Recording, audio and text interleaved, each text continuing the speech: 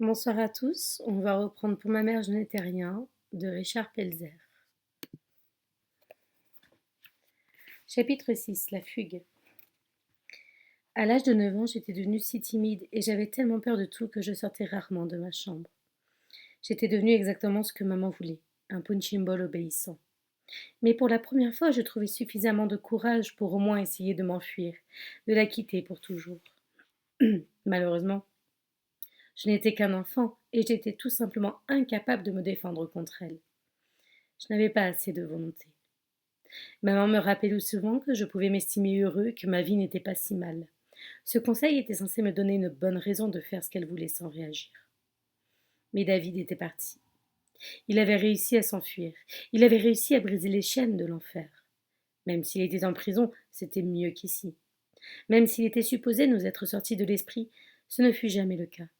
Je pouvais l'imaginer seul et en pleurs, dans une cellule sombre, mais rien de plus. Je ne savais rien de la nouvelle vie qu'il venait de commencer. Les vacances scolaires touchaient à leur fin et les jours commençaient à raccourcir à l'approche de l'automne. Les signes des changements de saison étaient des points de repère importants de ma vie misérable. L'un de ces signes les plus évidents, c'était quand les lampadaires s'allumaient au crépuscule et nous indiquaient que nous n'avions plus qu'une demi-heure de jeu dans la rue. Il y avait peu de passages dans Crestline Avenue.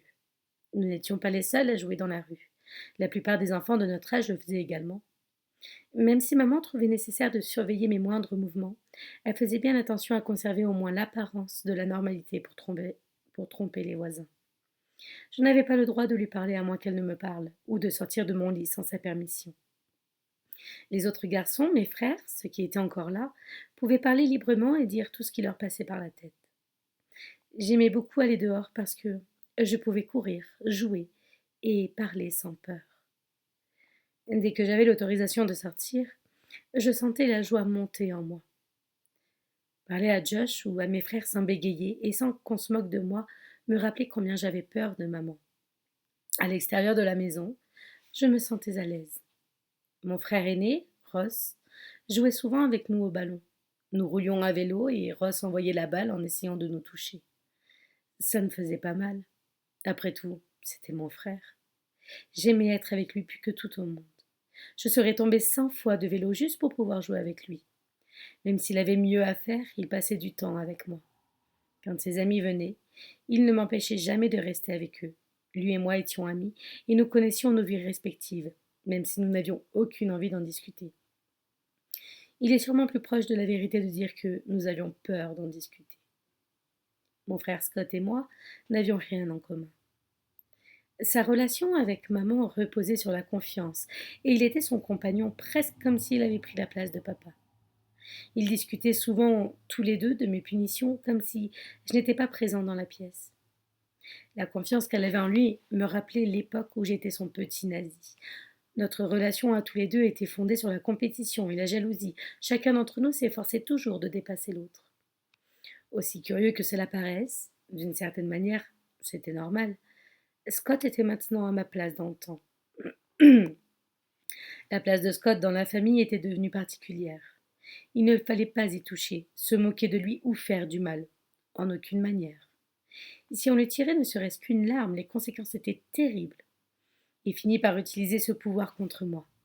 Il parvenait à convaincre maman que tout ce qu'elle disait était la vérité. Il se mit à me faire ce que j'avais fait à David. À l'époque, elle me croyait sans hésiter, comme maintenant, elle croyait Scott. Il n'y a pas eu de problème si Richard s'en était pas mêlé, disait-il souvent. La plupart du temps, je ne savais pas de quoi il parlait. Il bricolait les appareils ménagers, les outils, les portes, les murs, jusqu'au moindre objet. Je m'intéressais à rien en dehors de ce qui se trouvait au milieu de ma chambre. Je me fichais complètement des malheureux objets qui passaient par son atelier de réparation. Je pensais souvent à Kate et à sa vie confortable et tranquille. Il avait 4 ans et était très mignon. Maman faisait toujours remarquer à quel point il était beau. Comme il était très jeune, elle lui épargnait ses sévices. Il n'aurait pas pu réagir comme un enfant de 7 ou 8 ans. Il n'aurait pas montré la terreur qu'elle aspirait tant à voir. Pas à cet âge-là en tout cas. Kate était comme Ross, particulier, différent et pourtant normal. Normal aux yeux de maman, et c'était ça qui comptait. Je voulais tellement trouver un moyen d'empêcher Kate d'être la prochaine victime. Heureusement, je n'eus jamais à le faire.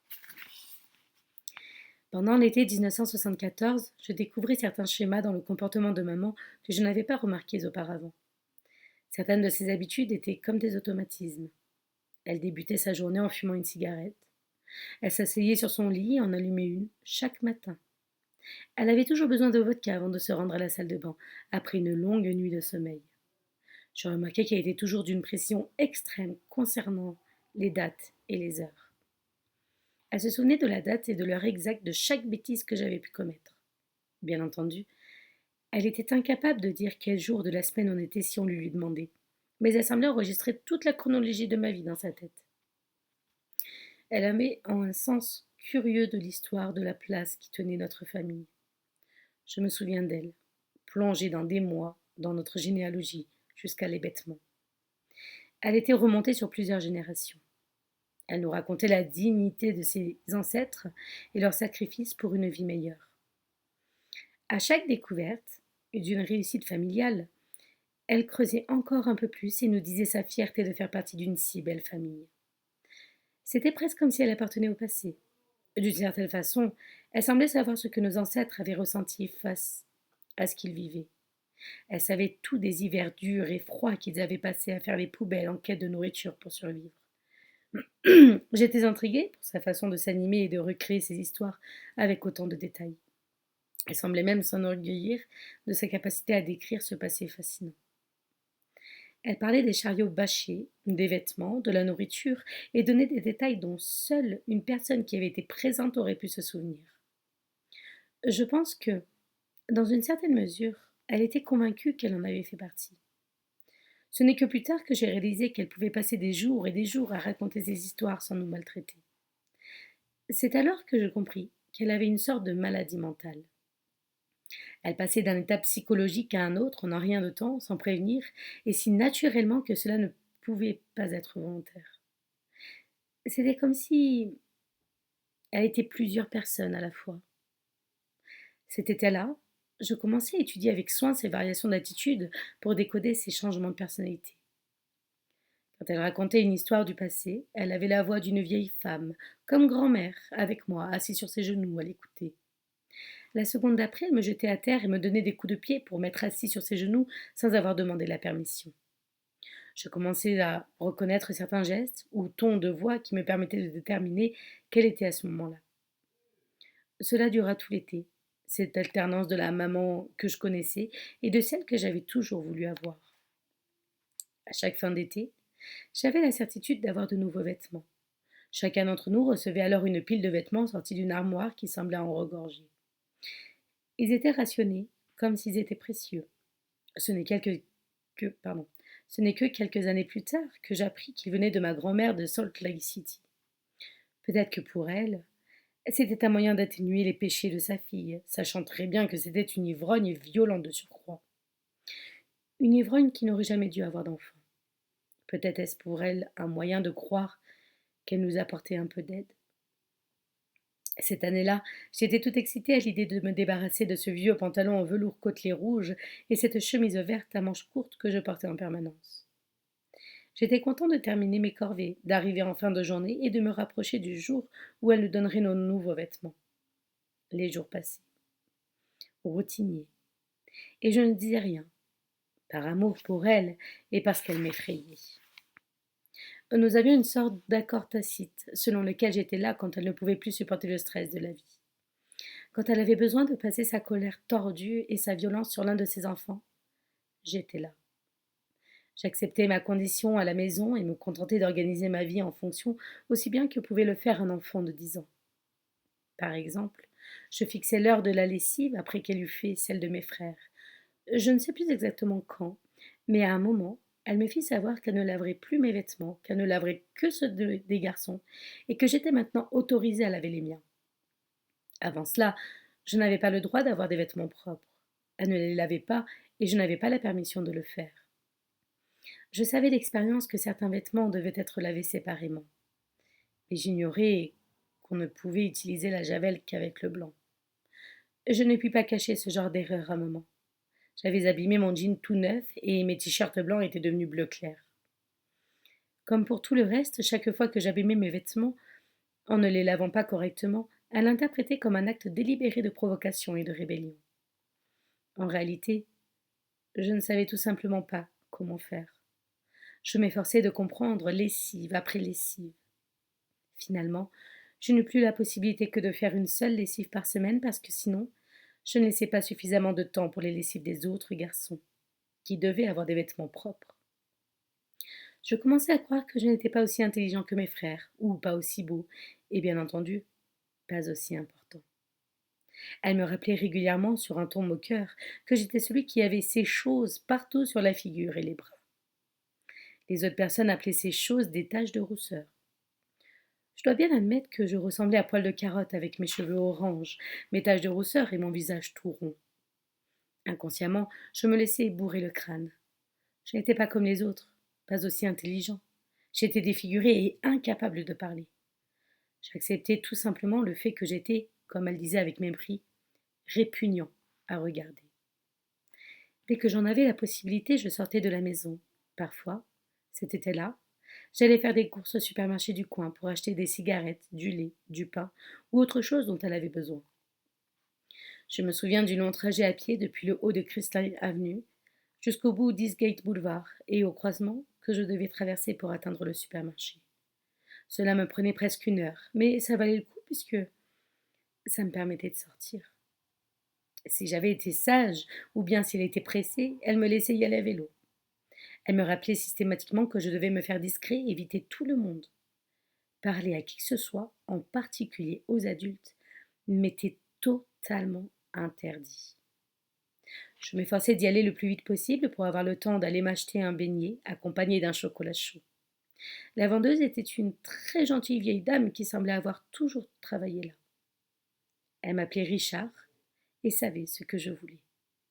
Elle était toujours bien vêtue et très polie. Sa voix était douce et apaisante. Je me sentais toujours bien avec elle. Chaque fois, elle tenait à débarrasser une table au fond pour que je puisse m'y asseoir. Peut-être craignait-elle que mes vêtements ou mon apparence puissent dégoûter les clients, mais en me donnant une table au fond, elle essayait peut-être tout simplement de m'empêcher de me sentir mal à l'aise et complexée. Ma mère m'envoyait souvent faire des courses immédiatement après m'avoir battue. En rentrant dans le magasin de beignets, j'avais souvent l'air misérable, et je le savais. J'étais content que quelqu'un s'occupe de moi, quelqu'un dont maman ignorait l'existence. Je savais que je prenais un risque. Si maman découvrait un jour que j'avais une amie et qu'elle ne pouvait pas manipuler, cela la rendrait folle. Un jour, j'entrai dans le magasin et m'apprêtais à demander mon habituel chocolat chaud quand elle me demanda de la suivre à une table au fond et s'assit avec moi. Je fus complètement absorbée par les histoires de gentillesse et d'amour qui faisaient naturellement partie de sa vie. Elle continua pendant 1 heure, environ, et je buvais ses mots. Le temps qu'elle passait à aider ses enfants à faire leurs devoirs m'était complètement étranger. Je fus stupéfait d'apprendre que les mamans faisaient ça. Comme j'avais très peu d'amis, j'ignorais complètement ce que les autres mamans faisaient avec leurs enfants. Je m'efforçais de tout comprendre, comme si elles parlaient une langue étrangère. Je réalisais soudain que j'étais là depuis plus d'1 heure et que je n'étais pas encore allée au tabac à l'autre bout de la galerie pour acheter les cigarettes de maman. Je vais avoir de sacrés ennuis, pensais-je. J'étais si déçue de moi-même. J'avais échoué une fois de plus. J'étais terrifiée à l'idée de ce qu'elle allait me faire. Comment as-tu pu être si égoïste? Comment as-tu pu empêcher maman d'avoir ses cigarettes pendant si longtemps? J'avais l'impression d'avoir été délibérément méchant envers elle. C'était tout simplement impardonnable, et j'allais recevoir une punition sévère, une leçon dont je me souviendrai. J'acceptais l'idée que c'était inévitable, avant même de rentrer chez moi. Je sortis en courant du magasin, m'arrêtai brutalement, fis demi-tour et revins vers la table en marchant, surtout pas en courant, pour dire merci et payer $1. J'ignorais ce que j'étais censé payer. Je payais toujours $1. En sortant, je tournai à droite pour récupérer mon vélo, mais il n'était plus là. Il ne peut pas avoir disparu. Je sentis mon sang se figer. Mais j'ai dû le mettre ailleurs. J'étais terrifiée. Non seulement j'avais été méchant avec maman, mais j'avais aussi perdu mon vélo. Je pouvais déjà voir son visage livide. J'arpentais le complexe en me demandant si je l'avais mise ailleurs. Peut-être que je l'avais laissée près de la boulangerie où une autre amie me réservait toujours les meilleurs gâteaux et aussi à 1 dollar. Peut-être qu'il se trouvait près de la pharmacie ou du magasin de sandwich. Je cherchais. En vain. Mon vélo avait disparu. Je réfléchis à tout ce que je pourrais lui raconter, qu'on m'avait agressé pour me le piquer ou bien que je l'avais prêté à un ami. Ces dernières excuses ne marcheraient jamais. J'avais très peu d'amis en dehors de Josh. Elle me rappelait constamment que je ne méritais pas d'avoir des amis à cause de mon apparence répugnante et laide et de mon incapacité à parler. Complètement paniquée, je racontais ce qui s'était passé à la dame du magasin de beignets. Par gentillesse, elle appela la police locale, sans savoir ce que cela allait me coûter. Quand elle revint me voir pour me dire ce qu'elle avait fait, je fus paralysée de terreur et vis instantanément le visage de maman qui me disait « Ne parle jamais à la police, à moins que je sois avec toi. Si tu parles à la police, je te battrai jusqu'à ton dernier souffle. » Son visage m'effrayait plus que ses mots. Elle ne plaisantait pas. Ses ordres ne parlaient pas à la police, c'était tout ce que je pouvais entendre. Ces mots résonnaient encore et encore dans ma tête. Évitant la police à tout prix était l'une des règles fondamentales de maman. J'étais convaincue qu'elle me tuerait si je leur parlais. Pour s'assurer que j'avais bien compris, elle me faisait répéter encore et encore. Ne jamais parler à la police, ne jamais parler à la police. Si souvent le soir, après que les autres étaient couchés, elle me gardait avec elle et me faisait répéter ne jamais parler à la police, ne jamais parler à la police. Habituellement, ces sessions nocturnes pendant lesquelles elle m'apprenait tout ce que j'avais fait de mal dans la journée se terminaient par la répétition de cette phrase à voix haute, mais pas trop fort pour ne pas réveiller les autres. Ne jamais parler à la police, ne jamais parler à la police. À 10 ans, j'étais pétrifiée dès que je voyais un policier. Je suppliais la dame du magasin de beignets de rappeler la police et de leur dire que ce n'était rien. Mais vous ne savez pas ce que vous avez fait. S'il vous plaît, appelez-les. S'il vous plaît, s'il vous plaît, s'il vous plaît. Je la suppliais avec plus de conviction que jamais je n'avais supplié maman de s'arrêter. Je me mis à pleurer en pensant ce qui allait m'arriver. C'était trop tard. Une voiture de police Une voiture de police devait se trouver dans le coin parce qu'un agent entra moins d'une minute après que la dame eut passé son coup de fil. Il me dévisagea fixement. Il me regarda comme s'il s'étonnait de voir un enfant aussi sale. J'étais certain qu'il avait eu quelque chose en moi qui révélerait le secret que maman et moi avions réussi à garder depuis toutes ces années, notre vie privée bien trop personnelle, cette vie que nous connaissions si bien. À ce moment-là, je ressentis de la honte pour maman, pas pour moi, mais pour elle. Cela me surprit. C'était la première fois que je ressentais quelque chose pour maman, qui ne soit ni de la rage pure, ni de la haine.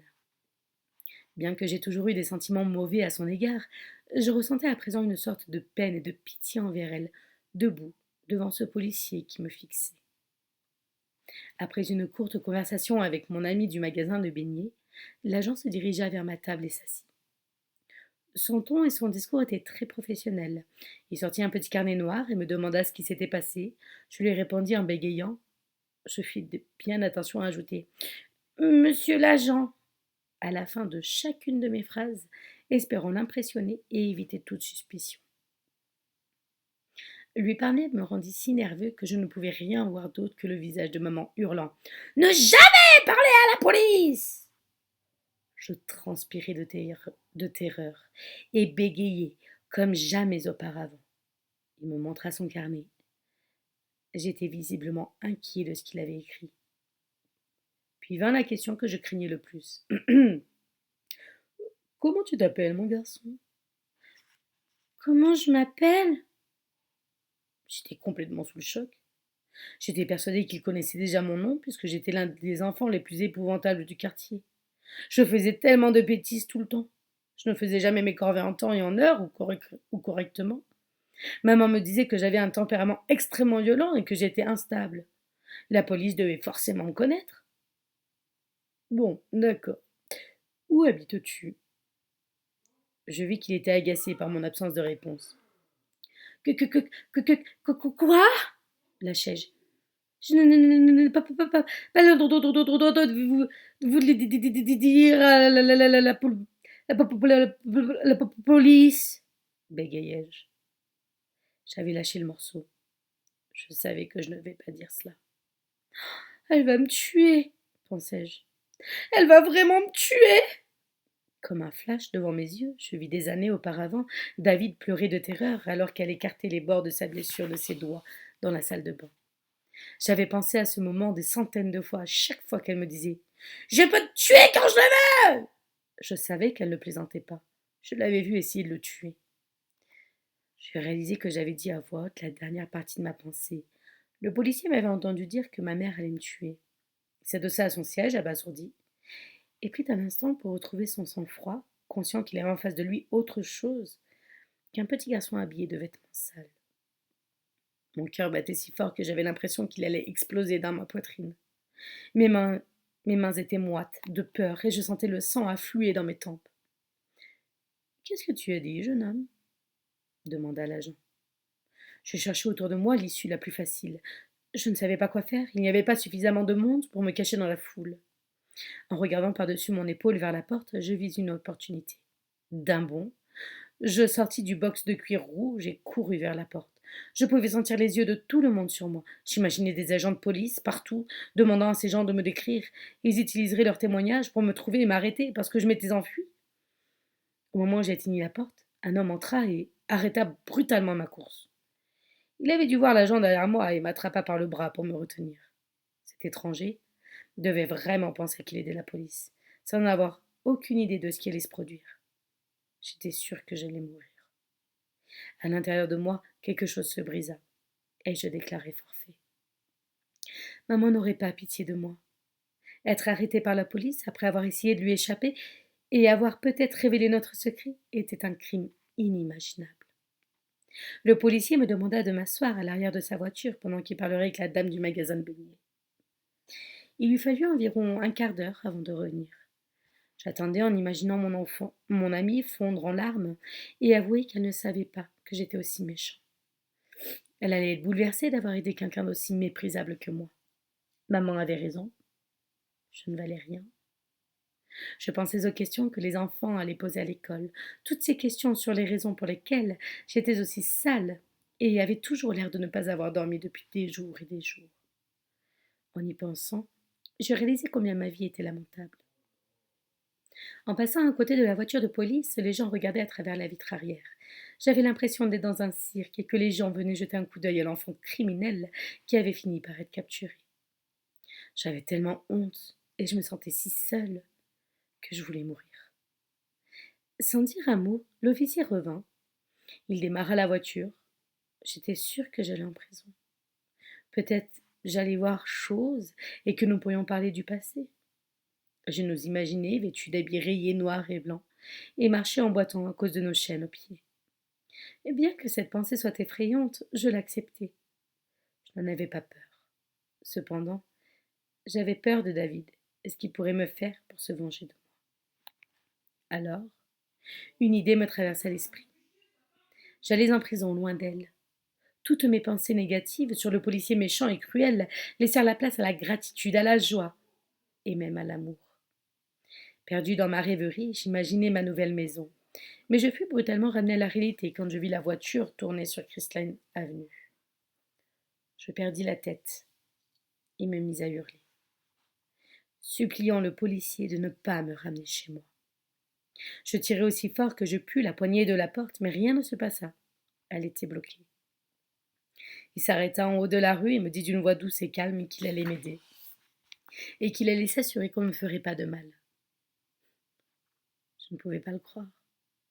Il ne savait pas de quoi il parlait. Il n'avait aucune idée de la douleur et des larmes dans cette maison, aucune idée de ce qu'il allait me causer, aucune idée de ce dont les murs de béton du sous-sol avaient déjà été les témoins, et encore moins de ce qu'ils allaient voir maintenant. Cette fois-ci, je me sentais au-delà de la peur, au-delà des larmes. Elle allait me tuer. Après avoir garé la voiture devant notre allée, le policier me laissa sortir. Nous entrâmes dans le garage, moi, bien caché derrière lui, utilisant son corps comme bouclier dans l'espoir qu'il pourrait peut-être me protéger, tout en sachant que c'était impossible. Il n'y avait personne dans le garage. Il me dit de le suivre et nous fîmes le tour par les escaliers de béton rose vers la porte d'entrée, vers la porte de l'enfer. Marche après marche sur ce long, froid et dur escalier qui menait à la porte verte et à elle. Quand la porte s'ouvrit, elle était là. À la vue d'un agent de police avec moi, elle eut un choc. Immédiatement, elle devint la gentille maman. Est-ce que j'allais bien? Est-ce que j'étais blessée? Est-ce que j'avais peur? Je savais qu'à chaque fois qu'elle enfilait le rôle de la maman inquiète, sa colère intérieure devenait de plus en plus forte. Au final, elle allait se rééclater et j'allais recevoir la pire raclée de ma vie. La panique me saisit la gorge. Mais enfin, qu'est-il donc arrivé à mon pauvre petit garçon? Quelques minutes après que gentille maman eut déployé sa palette de personnalité, on me demanda de m'asseoir dans la cuisine pendant qu'elle discutait avec le policier. Après un temps qui me parut infini, j'entendis la porte se refermer et elle vint dans la cuisine. J'avais accepté l'idée que ma dernière heure était arrivée. Je ne savais pas exactement comment elle allait s'y prendre, mais j'étais convaincue que j'allais finir à l'hôpital ou bien, cette fois-ci, à la morgue. Les instants pendant lesquels je contemplais ces deux possibilités me réconfortèrent d'une certaine manière, jusqu'au moment où je vis son visage. Coucou, ça va et toi? Salut Malice. Il était comme en feu. J'attrapai une assiette pour l'utiliser comme bouclier et d'un bond tentais de lui échapper. Je trébuchai près du réfrigérateur et ma tête heurta violemment le sol. Je sentis les larmes monter aux yeux, mais j'étais déterminée à ne pas pleurer. Oui, ça va, merci. C'est pour ma mère, je n'étais rien de Richard Pelzer.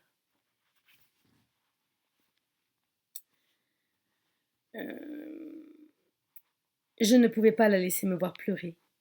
Si j'étais capable, ne serait-ce qu'une seule fois, de me retenir, c'était le moment. À tout en hurlant à plein poumon, elle s'avança lentement vers le frigo. Je vis des flammes dans ses yeux injectés de sang.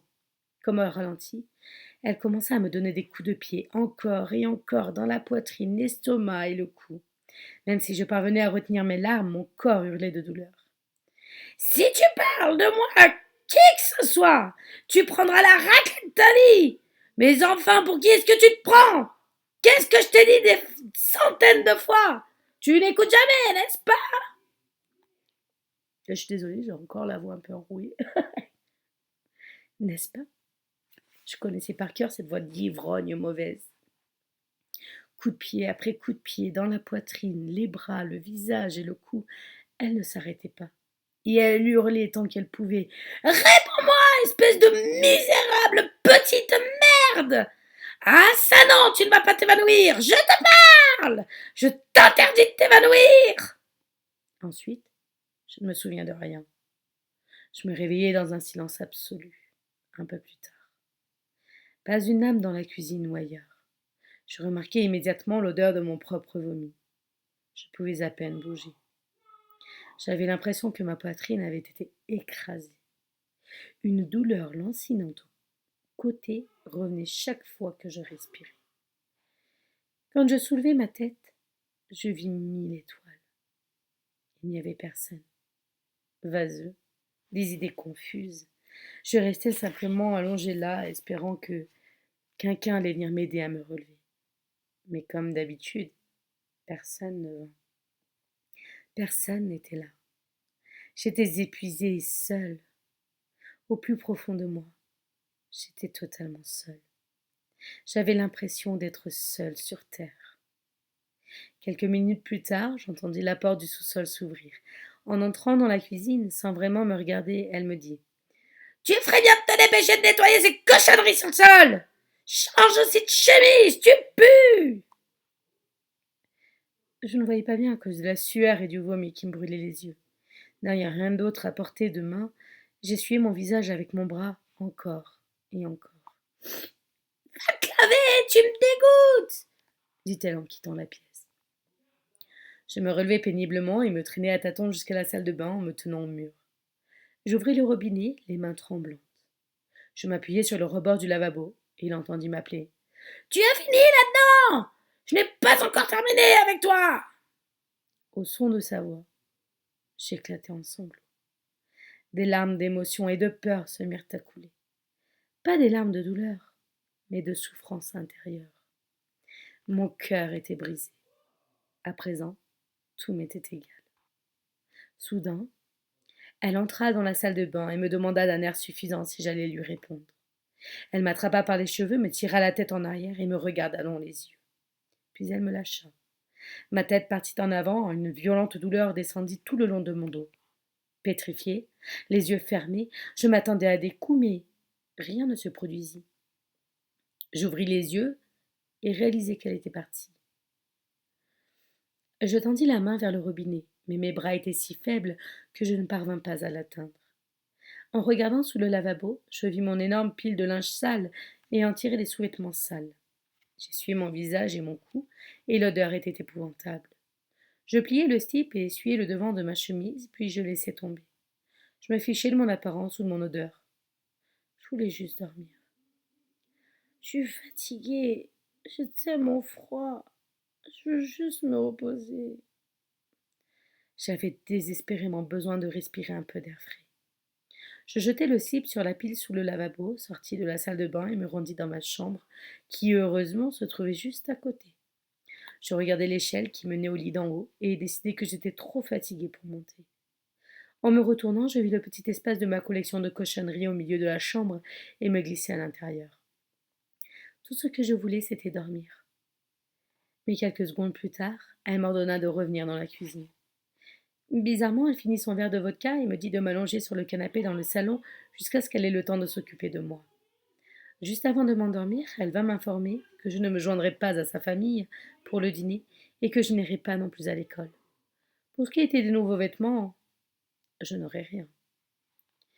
Ignorant ces tentatives futiles pour me blesser davantage, je m'endormis. Après le dîner, l'un de mes frères demanda pourquoi j'étais sur le canapé. D'une voix sévère et cassante, elle lui dit de ne pas m'adresser la parole. Contentez-vous de l'ignorer dit-elle aux autres garçons. J'essayai de parler à Scott, mais à chaque respiration la douleur augmentait. Je ne pouvais ni parler ni respirer. En regardant autour de moi, je ne vis personne. Personne n'était là. Une fois de plus, j'étais seule. Où sont-ils? Pourquoi personne ne vient m'aider? Me demandai-je. Je restai probablement allongée là pendant un certain temps. Il faisait maintenant sombre et tout le monde était couché. J'explorais mon âme à la recherche de quelque chose à quoi m'accrocher. Je ne trouvais rien, mis à part un torrent de larmes qui ne parviendrait plus jamais jusqu'à mes yeux. Seulement, ce torrent débordait. Je ne pouvais plus le supporter. La pensée de ne pas avoir de nouveaux vêtements pour l'école, de n'avoir personne pour m'aider ni maintenant ni jamais, était trop pour moi. Je repensais à ses hurlements quand elle m'avait dit que je n'aurais pas de nouveaux vêtements et je décidai que je ne retournerais pas à l'école habillée comme l'année dernière. Le pantalon était devenu beaucoup trop court. Les garçons de l'école m'appelaient feu au plancher. La chemise était tellement sale qu'elle sentait mauvais, même si je la lavais du mieux que je pouvais. Je ne parvenais même pas à atteindre le fond de la machine à laver, à moins de grimper dessus, et je ne sais pas quelle dose de lessive utiliser, ni même si je faisais les choses correctement. Je rassemblai toutes mes forces et pris soin de ne pas aller trop vite, parce que ma douleur au côté était terrible. Je passai devant la porte de la maison en retournant vers ma chambre et m'immobilisai. La porte, pensai-je. La porte. Je suis seule, il n'y a personne. Je peux me glisser dehors et partir de cette maison atroce, pensai-je avec une lueur d'espoir. Puisque la police m'avait ramené chez moi, j'étais certain à présent de savoir comment être suffisamment rusé pour éviter d'être capturé à nouveau. J'ouvris le placard à côté de la porte pour y trouver un manteau, mais il n'y en avait pas. À Delhi City, la nuit, il pouvait faire très froid et humide. Tant pis, je pars sans rien. En ouvrant la porte, je pensai à mon frère aîné, Ross. Qu'allait-il penser si je partais? Cela n'avait pas d'importance. Je devais quitter cet endroit. Je me rendis compte qu'il était le seul qui allait me manquer, et j'en étais triste. Les larmes coulèrent sur mon visage. Je descendis les marches froides, traversai le jardin et descendis la rue. Comme j'avais le souffle court, je dus m'arrêter. Au bout de la rue, en face de Westmont Hill, je compris que je ne pourrais pas aller plus loin sans me reposer un peu. Je m'écroulai au pied des marches de la dernière maison de la rue. Je connaissais certains des enfants qui vivaient là. J'avais déjà vu leur famille, mais nous n'étions pas suffisamment proches pour que je puisse leur demander de l'aide.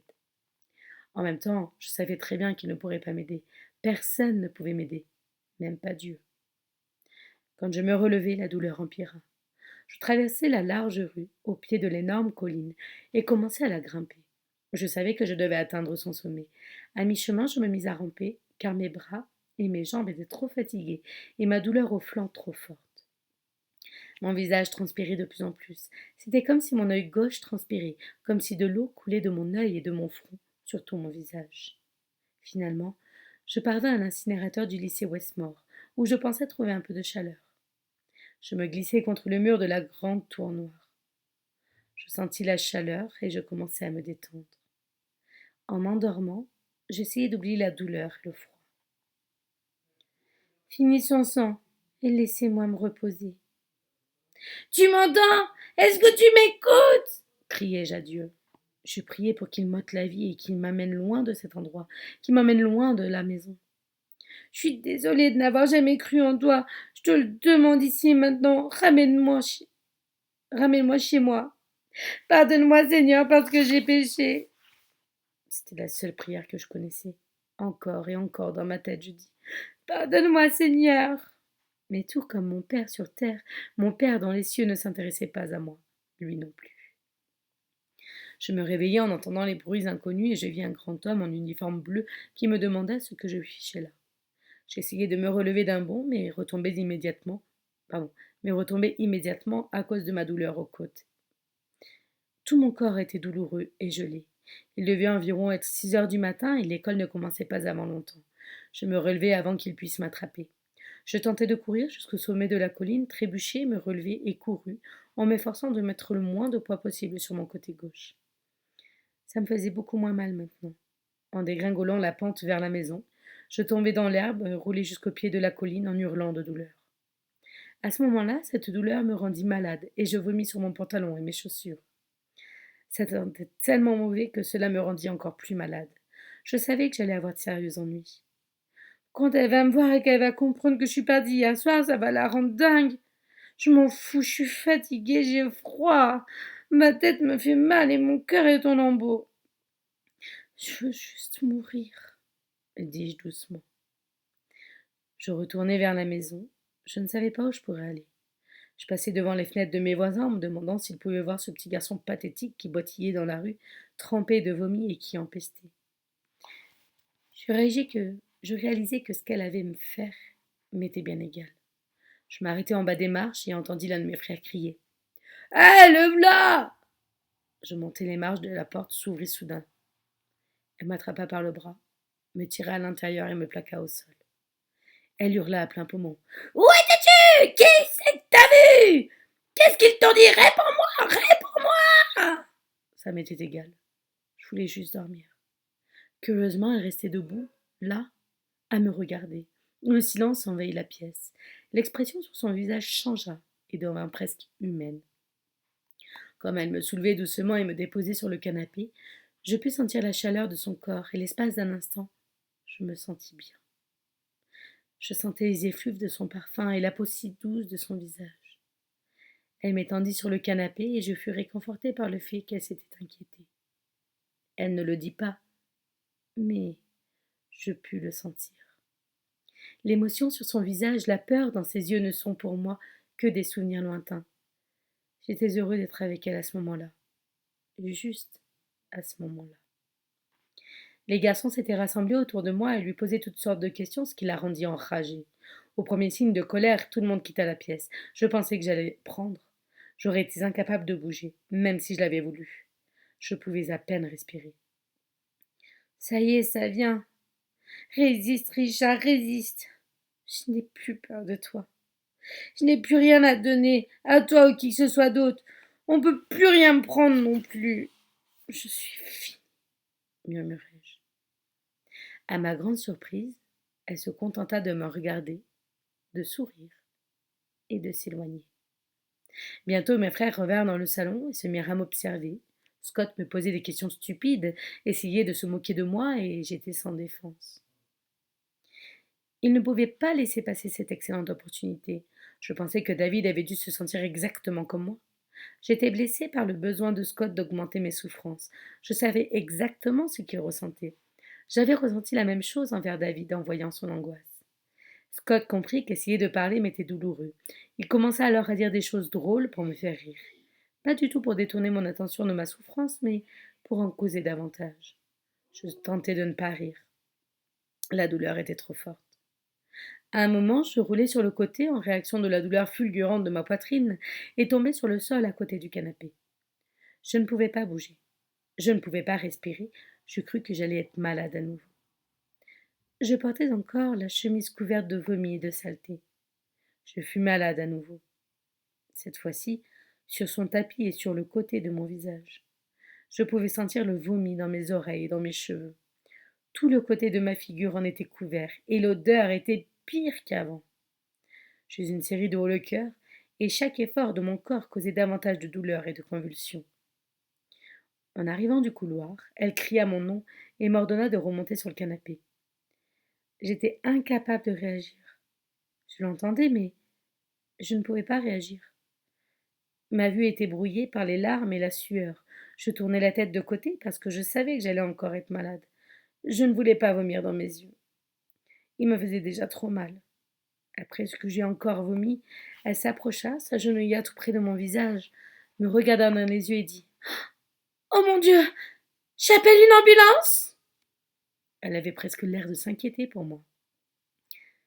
L'espace d'un instant, j'eus cru qu'elle craignait que je ne meure. Chapitre 7. Passage à l'hôpital. J'étais déjà allée plusieurs fois à l'hôpital et j'avais même assisté aux soins de mon frère quand on lui mettait encore un nouveau plâtre sur un bras ou une jambe. L'hôpital ne faisait pas peur, j'avais l'habitude de m'y rendre. Mais cette fois-ci, c'était différent. J'étais seule et contente d'être éloignée de maman. Cette expérience me permit de commencer à me faire à l'idée de me séparer d'elle. Une séparation qui allait nécessiter bien des années avant de devenir réelle. Calme-toi, pensai-je. Puis je compris. Je ne pleurais pas parce que... Non, pardon. Je ne pleurais pas. Pourquoi est-ce que j'aurais pleuré? J'avais été totalement déterminée à lui montrer que je n'avais pas pleuré. Si terrible que cela puisse être, je n'allais pas lui montrer que j'avais mal. Et maintenant, je sentais les larmes couler de mon œil gauche. Mais quand je l'essuyai du revers de la main, la douleur fut insupportable et je hurlai.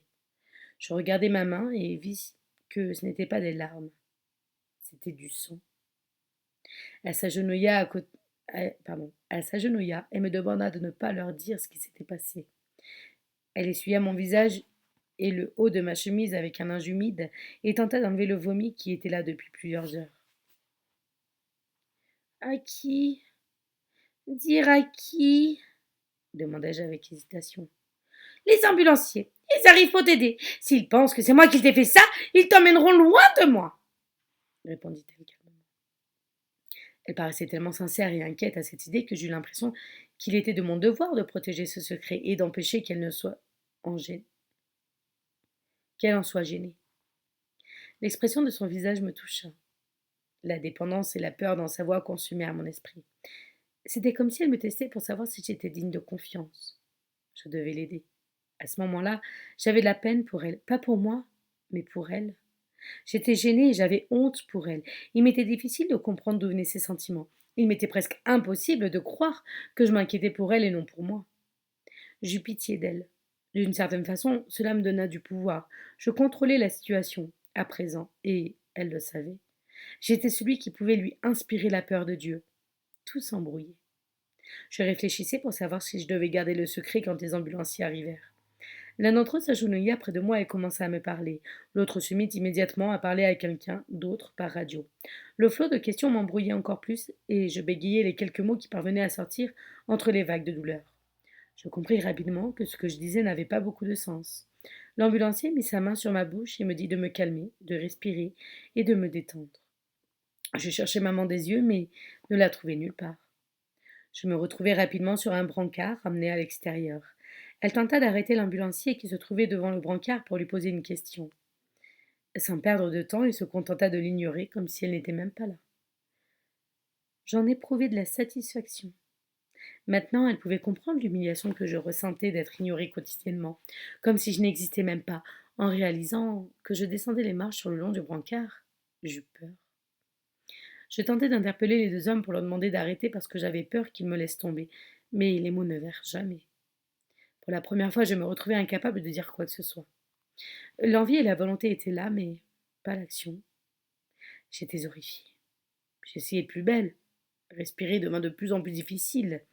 Je m'efforçais de respirer plus rapidement pour pouvoir crier. S'il vous plaît, ne me laissez pas tomber. Les ambulanciers s'arrêtèrent en bas des escaliers et cherchèrent quelque chose dans l'un des sacs posés à mes pieds. Ils mirent un objet en plastique sur mon visage. J'étais certain que c'était pour me forcer à respirer silencieusement, en passant devant les gens et les voisins qui étaient sortis sur leur pelouse et sur leur trottoir pour observer la scène.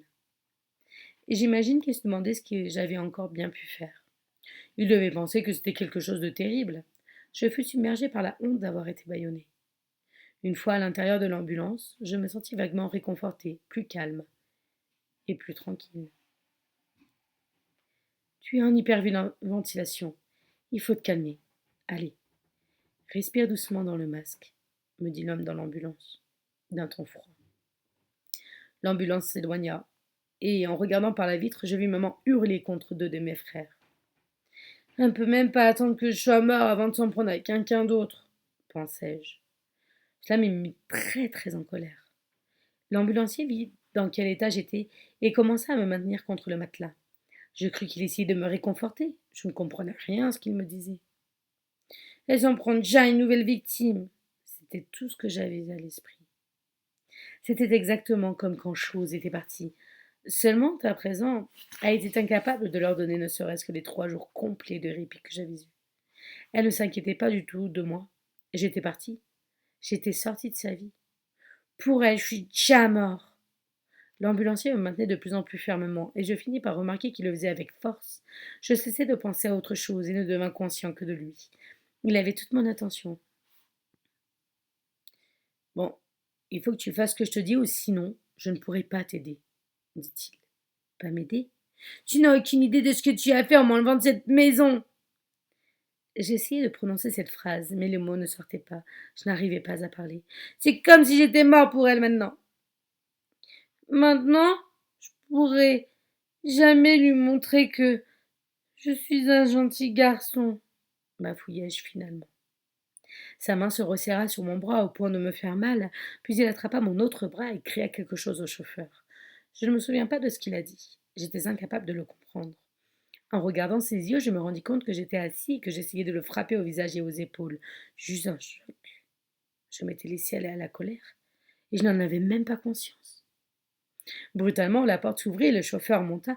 L'ambulance était arrêtée quelque part. L'un des ambulanciers me tint fermement, pendant que l'autre me faisait une piqûre dans le bras. Je réagis avec violence, mais cette fois-ci, j'en étais conscient. Je n'avais aucune raison de me comporter de la sorte. Je savais qu'ils étaient venus m'aider. Tout était tellement embrouillé dans ma tête que je finis par m'écrouler et fondre en larmes. J'étais furieux contre maman et effrayé d'être seul. Ces 2 hommes qui tentaient de m'aider rendraient les choses plus confuses et me faisaient me sentir sans défense. J'étais submergé par le flot de pensées qui se bousculaient dans ma tête. La colère et la honte d'être dans une telle situation ne faisaient qu'empirer les choses. De toutes ces émotions, la plus forte était l'embarras. Quelques instants après la piqûre, je me détendis. La douleur que je ressentais à chaque respiration se calma. Je parvins enfin à me concentrer et à comprendre ce que disait l'ambulancier assis à côté de moi, qui continuait à me parler. Il avait la voix la plus douce et la plus basse que j'ai jamais entendue sortir de la bouche d'un homme. C'était comme si nous étions amis depuis des années et qu'il me racontait des secrets que personne d'autre ne devait entendre. Je ne me souviens pas de ce qu'il me disait, mais c'était très réconfortant. Je voyais bien qu'il s'inquiétait pour moi et qu'il avait l'air presque aussi angoissé que moi. Je le vis poser sa main sur mon épaule, la masser doucement tout en regardant le chauffeur. Sans cesse, son regard passait du chauffeur à moi et de moi au chauffeur. Je pouvais lire l'inquiétude dans ses yeux. À son expression, je sus que quelque chose n'allait pas. Je compris qu'il était sincèrement inquiet pour moi et qu'il voulait m'aider. Je commençais à m'imaginer maman à la maison. Dieu seul savait ce qu'elle pouvait bien être en train de faire et à qui. Mes pensées vagabondèrent du souvenir d'avoir frappé l'ambulancier, à maman à la maison, puis de nouveau à l'ambulancier, etc. L'espace d'un instant, je me dis qu'elle avait peut-être raison. J'étais un enfant épouvantable et je ne valais pas la corde pour me pendre, comme elle me l'avait toujours dit. Peut-être qu'elle avait toujours eu raison. Aucun petit garçon ne réagirait comme je l'avais fait avec l'ambulancier qui essayait de m'aider au moment où j'en avais le plus besoin. Je ne mérite pas de faire partie de la famille de maman, me dis juste avant de m'endormir. Je me décevais moi-même. Quand je m'éveillais brutalement, je n'avais aucune idée d'où j'étais, ni ce qui s'était passé autour de moi. Toutes sortes de gens s'empressaient à mes côtés. Il y en avait partout. Et après quelques instants, je reconnus où j'étais. J'étais à l'hôpital aux urgences. Je me sentais extrêmement fatiguée. J'avais besoin de dormir, mais j'étais trop bouleversée. Tout ce que je pouvais ressentir, c'était la peur et l'épuisement. Tout le monde me posait des centaines de questions en même temps. J'essayais de parler, mais je n'y arrivais pas. Je n'arrivais même pas à bégayer. J'avais le cœur brisé, j'avais froid, j'avais honte et j'étais sale aussi. Je restais allongée là, en silence, à ignorer tout le monde. Je pris ensuite conscience de ce qui se passait autour de moi. Cela me mit en colère. On me versa de l'eau glaciale sur la figure et elle coulait derrière mes oreilles, sur ma chemise, le long de mon dos. Le lit sur lequel j'étais étendue était trempé et on tendit une autre bouteille à l'homme assis à côté de ma tête. Il continuait à verser des bouteilles d'eau, les unes après les autres, sur moi, jusqu'à ce que je sois complètement trempée. On m'enleva ma chemise avec une paire de ciseaux. Sans savoir pourquoi, je sentais la colère monter en moi.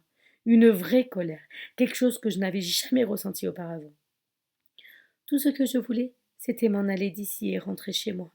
Je voulais savoir si maman avait des ennuis parce que j'avais trop parlé. Je devais savoir si elle avait besoin que je mente encore pour elle, que je la couvre. Je ne voulais pas qu'elle soit toute seule. J'avais de la peine pour elle. Je m'efforçais d'ignorer les questions qu'on me posait, et j'ignorais aussi leurs conversations. J'étais en colère et j'avais peur en même temps. Puis j'eus une prise de conscience soudaine, comme un train dont on perd le contrôle. Rentrer à la maison? Je veux jamais retourner là-bas. Tout s'embrouillait dans ma tête. Les émotions que j'avais enfouies au plus profond de moi pendant si longtemps se répandaient maintenant dans tout mon cœur. Je passais de la colère à la peur de rentrer chez moi, puis, réciproquement, de plus en plus vite.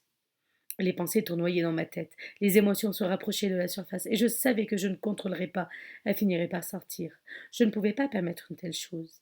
Personne ne devait jamais avoir une émotion chez moi. Jamais. Je savais que j'étais en train de perdre tout contrôle. La peur, la douleur, la colère, l'amour, la pitié, le remords allaient dans mon cœur, à ma tête, bien trop rapidement.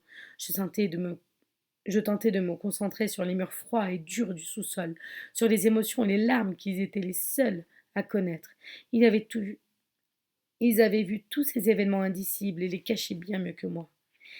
Essaie d'être comme les murs froids et silencieux, froid et silencieux, froid et silencieux. Encore et encore, je me répétais cette phrase en silence. Tout était tellement confus, j'étais si honteux que je tentais de me lever, de m'éloigner des gens qui m'entouraient. Je n'avais pas remarqué que mes bras et mes jambes s'étaient engourdis. Comme j'essayais encore et encore, les médecins remarquèrent mes efforts. À ma droite se tenait une dame d'un certain âge qui me parlait d'une voix douce et basse. Je ne me souviens pas de ce qu'elle disait, mais seulement du ton doux et mesuré de sa voix. J'y réagis comme si c'était le calme avant la tempête auquel j'étais habituée. C'était la voix qui allait mener à la douleur infligée par maman. La voix qui était ancrée dans mon esprit, comme une cicatrice qui ne disparaîtrait jamais. Non! Non! Non! Non! Le médecin qui se tenait au pied de mon lit s'arrêta de parler aux gens autour de lui juste au moment où je finissais de prononcer ce dernier. Non.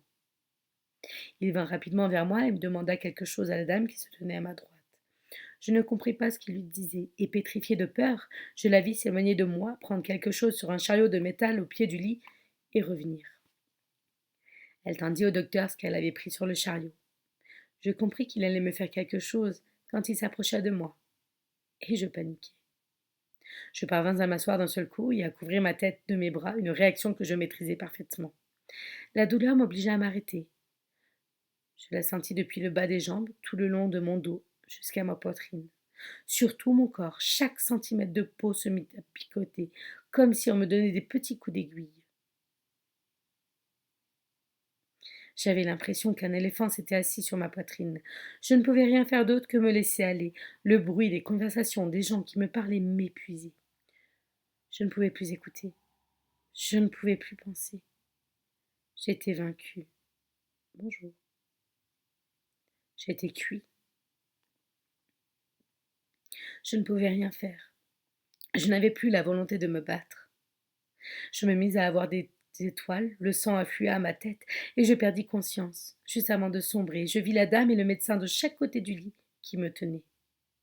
Au pied du lit, quelqu'un tenait mes jambes et une autre personne me tenait la tête. Le médecin me fit une piqûre de quelque chose dans le cou.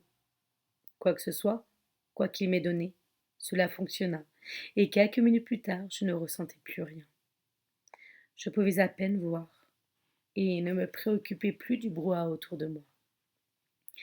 Les sons se firent plus diffus, et la lumière baissa. Je ne pouvais voir que des étoiles. Je ne sais pas ce qui se passa après que je me fus évanouie. Jusqu'à ce jour, on ne me l'avait jamais dit. Je me réveillai plusieurs heures plus tard, lavé et installé dans un lit propre et chaud, sans plus aucune trace de sang, de saleté ou de larmes. J'avais un gros pansement sur mon œil qui couvrait la moitié de mon visage, une sorte de vêtement serré autour de ma poitrine et des pansements de coton blanc sur mes mains et mes genoux. En regardant mes jambes, je vis les éraflures sur mes pieds, les ampoules causées par des chaussures qui étaient devenues trop petites pour moi 6 mois plus tôt. Des ampoules qu'aucun enfant ne devrait avoir. Je pouvais voir au travers du mince pyjama de l'hôpital, y compris qu'on m'avait entièrement déshabillée. Je n'avais plus de sous-vêtements. L'espace d'un instant, je pensais que cela allait me gêner, mais je changeai rapidement d'avis en constatant le confort de mon environnement actuel, le calme, l'éclairage doux, loin de maman.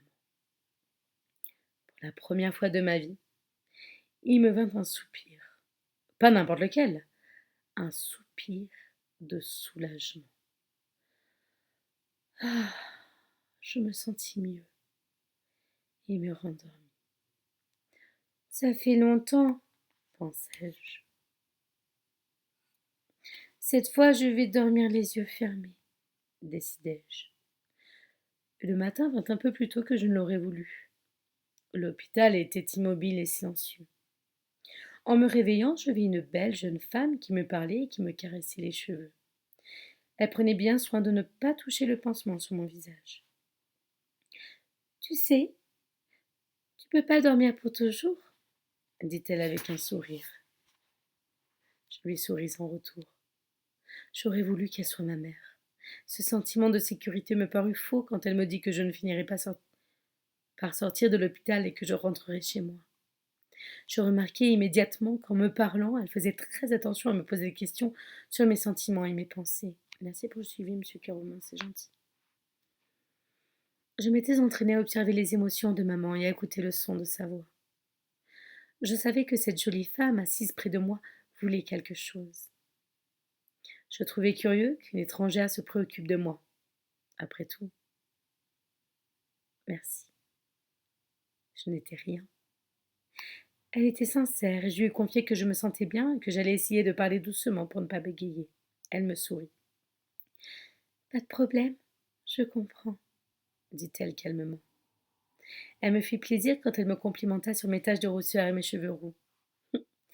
Toutes les filles doivent être folles d'un beau garçon comme toi, dit-elle en riant. Je sentis mon visage rougir, non pas de douleur, mais d'une certaine gêne. Je me suis trouvée une amie. En quittant ma chambre, elle me dit qu'elle allait revenir. Soudain, elle s'immobilisa, se retourna et m'assura qu'elle allait revenir. Promis, s'exclama-t-elle.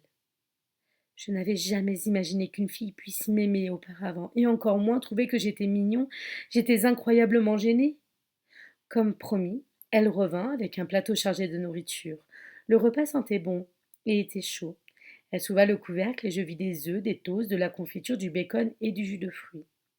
Elle me dit de manger seulement ce que je pensais pouvoir manger, et de ne pas m'inquiéter si je n'arrivais pas à finir. Cependant, j'avalai tout. Elle me regardait surprise. C'est alors que je remarquai qu'elle ne portait pas les vêtements habituels d'une infirmière dans un hôpital. Elle portait un pantalon et une chemise. Je n'étais pas certain qu'elle fût vraiment une infirmière. Ça n'avait aucune importance. Pour une fois, je me sentais bien. Si tu manges comme ça, tu vas pouvoir sortir très vite, me dit-elle. Je m'excusai immédiatement Pour ce que j'avais fait, je lui expliquai que je n'avais pas réfléchi et que j'avais oublié mes manières. Je voulais tellement l'impressionner puisque maintenant elle était mon amie. C'est pas grave, tout va bien, dit-elle pour me rassurer. Je contemplais le soleil par la fenêtre, en essayant désespérément de profiter pleinement du moment. Ça devenait de plus en plus difficile de maintenir délibérément et consciencieusement maman et les autres loin de mon esprit. Je suis bien. Pourquoi est-ce que je peux pas vivre en paix pensai-je. Quelques instants plus tard, je m'endormis sous la chaleur du soleil. Aujourd'hui encore, c'est un sentiment qui me calme et me réconforte. Alors, comme ça que tu crois que tu vas passer toute la journée au lit, jeune homme?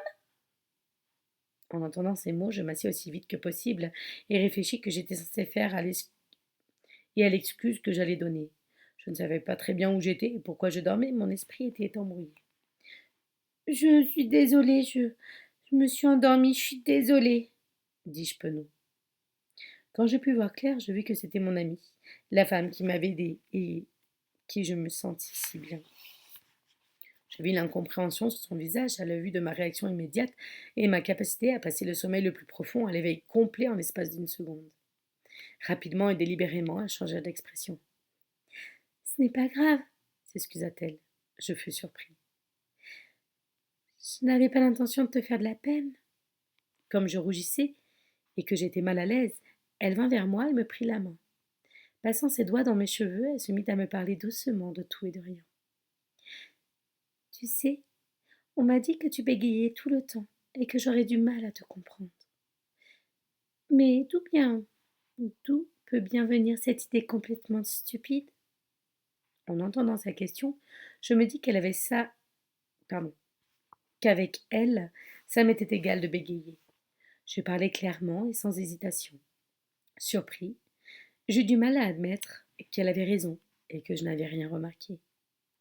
Bah, je sais pas, répondis-je timidement. J'essayai d'accepter l'idée que bégayer était stupide et immature. La conversation continua, elle s'assit à côté de mon lit et me dit Richard, je dois te dire quelque chose. Ta mère est venue te chercher. Tous les sentiments d'amour, de réconfort, de chaleur et tous les mots prononcés si doucement s'évanouirent d'un seul coup. C'était comme si j'avais fait tomber de la vaisselle et qu'elle s'était brisée en 1000 morceaux que l'on ne pourrait jamais recoller. Y a-t-il quelque chose dont tu voudrais me parler? Y a-t-il quelque chose que je devrais savoir de ce qui s'est passé? Je peux t'aider, tu sais. J'ai le sentiment que chez toi, les choses ne vont pas comme elles le devraient. Et je serais déçue si tu ne me le disais pas. S'il te plaît, raconte-moi, supplia-t-elle. Avec toutes ces questions me vint à l'esprit l'image de maman, de son haleine épouvantable quand elle me hurlait. Tu ferais mieux de rien dire à personne, et en particulier pas à la police. En observant ma réaction, elle me releva le menton et me posa à nouveau la question. Comme dans le brouillard, je cherchais une réponse, mais n'en trouvais pas. Je voulus crier. Mais évidemment qu'il y a quelque chose qui ne vont pas. Elles vont pas comme elles devraient l'être. Mais je m'entendis répondre doucement. Non, tout va bien. Richard, ce n'est pas la vérité, n'est-ce pas? Vous ne comprenez pas. Vous ne comprenez rien. Elle se leva et rassembla mes affaires, puis elle se tourna et me dit tranquillement. Très bien. J'eus le sentiment horrible de trahir ma nouvelle amie. Une fois de plus, j'avais échoué. J'essayais de comprendre et décider que peut-être, si je lui disais une ou deux petites choses à propos de maman, alors peut-être que cette dernière n'aurait pas trop de problèmes. Peut-être que maman aurait juste de petits ennuis et qu'elle changerait si elle se sentait mal vis-à-vis de ce qu'elle m'avait fait. Rassemblant tout mon courage, je bégayais. Je crois que je veux te dire quelque chose. Je compris que j'étais redevenu le petit garçon incapable de parler, le monstre, comme disait maman, le moins que rien. J'enfonçai mon menton dans ma poitrine et me mobilisai. Elle se retourna vers moi, s'agenouilla, me souleva le menton et me dit Oui, qu'y a-t-il? Tout ce que je pus faire, plus honteux que jamais, fut de reconnaître que j'étais bel et bien un petit garçon sans le moindre intérêt. Tout ce que je pus faire fut de secouer la tête et de dire doucement Non, rien. En sortant de la chambre, la tête basse, Je souffrais encore plus à l'intérieur qu'à l'extérieur. Au détour du couloir, je la vis. Je me sentis mal. J'eus un haut le cœur et pensai que j'allais vomir. Maman attendait dans la salle d'attente comme un papa fier après la naissance de son enfant. Ses yeux s'éclairèrent en me voyant. À la vue de son visage, je baissai à nouveau la tête et la suivis jusqu'à la voiture. Nous n'échangeâmes pas un mot. J'étais vaincue. Elle avait gagné. Le trajet pour rentrer à la maison prit plus d'1 heure. De temps en temps, maman me regardait dans le rétroviseur. Son regard froid et pervers me disait qu'elle avait effectivement gagné. Elle était parvenue à sortir indemne d'une autre rencontre avec les autorités. Peu de temps après avoir quitté l'hôpital, je suis certain de l'avoir entendue se parler elle-même. Quel imbécile! Il pensait s'échapper! Eh bien, je vais arranger ça! Nous savions tous les deux que notre secret était toujours bien gardé. J'avais rempli mes obligations familiales et avais mérité sa confiance. Rien que le fait de savoir que je rentrais avec elle était suffisant pour me faire pleurer.